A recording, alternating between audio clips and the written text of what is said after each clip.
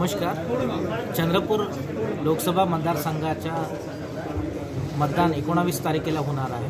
त्याचा प्रचार आज संध्याकाळी 6 वाजता संपलेला आहे. मतदान घेण्यासाठी प्रशासन पूर्ण सज्ज आहे. त्याच्यासाठी लागणारा पोलिंग स्टेशन, त्याच्यामध्ये असणारा पोलिंग पर्सनल, EVM, VVPAT, त्यांच्या ट्रान्सपोर्टेशनच्या अरेंजमेंट, त्याच्या ट्रॅकिंग, परत येण्याच्या, कलेक्शनच्या आणि प्रत्येक मतदान केंद्रावर देणारा सोयीसुविधा आणि पूर्ण हा प्रक्रियेमध्ये कायदा सुव्यवस्था राखण्यासाठी तयारी हे सर्व झालेलं आहे.